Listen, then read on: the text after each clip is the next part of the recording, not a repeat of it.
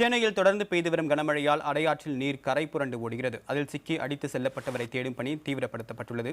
இது குறித்த கள நிலவரத்தை செய்தியாளர் ரமேஷிடம் கேட்கலாம். ரமேஷ், அடையாற்றில் ஏற்பட்டுள்ள வெள்ளப்பெருக்கில் தற்போது நிலை என்ன? அதில் அடித்து செல்லப்பட்டுள்ள நிலை, அவரை தேடும் பணி எந்த அளவுக்கு நடந்துட்டு இருக்கு இப்போதைக்கு? தேவபிரியம், நாம் தற்போது இந்த ஜாஃபர்கான்பேட்டை இந்த காசி தியேட்டர் அருகில் இருக்கக்கூடிய அந்த அடையாறு ஆற்று ஓரம் இருக்கிறோம். தற்போது நம்மளுடைய ஒளிப்பதிவாளர் சுரேந்தர் அந்த காட்சிகளை உங்களுக்கு காட்டுவார். இந்த அடையாறு ஆறு என்பது மிகப்பெரிய கரை புரண்டு ஓடக்கூடிய அளவிற்கு இருக்கிறது. இந்த தரைப்பாலம் தற்பொழுது முற்றிலுமாக மறைக்கப்பட்டிருக்கிற காட்சிகளை நீங்கள் பார்க்கலாம்.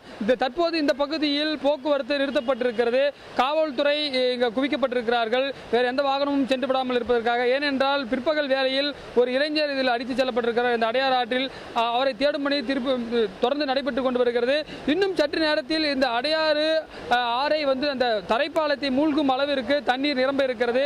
அந்த காட்சிகளை நீங்கள் பார்க்கலாம். தற்பொழுது இந்த இடத்தில் முழுவதும் தடை செய்யப்பட்ட பகுதியாக மாறி இருக்கிறது. காவல்துறையினர் குவிக்கப்பட்டிருக்கிறார்கள். எம்ஜிஆர் நகர் காவல்துறையை சார்ந்த இன்ஸ்பெக்டர் தலைமையில் இங்கு 5க்கும் மேற்பட்ட காவல்துறையினர் குவிக்கப்பட்டிருக்கிறார்கள். அது மட்டுமல்லாமல் இங்கு ஏராளமானோர் இந்த நீண்ட காலத்திற்கு பிறகு இந்த அடையாறு ஆற்றில் வெள்ளப்புரண்டு ஓடுவதை பார்ப்பதற்காக வந்திருக்கிறார்கள். அது மட்டுமல்லாமல் கரையோரத்தில் இருக்கக்கூடிய மக்களுக்கு ஒலிபெருக்கி மூலமாக காவல்துறையினர் எச்சரிக்கை விடுத்த வண்ணம் இருக்கிறார்கள்.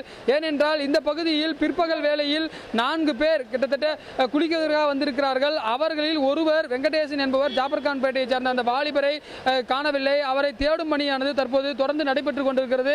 தீயணைப்பு படையினர் கோட்டூர்புரம், சைதாப்பேட்டை, அடையாறு ரிவர் உள்ளிட்ட பல்வேறு பகுதிகளில் தேடும் பணியில் மும்முரமாக ஈடுபட்டிருக்கிறார்கள்.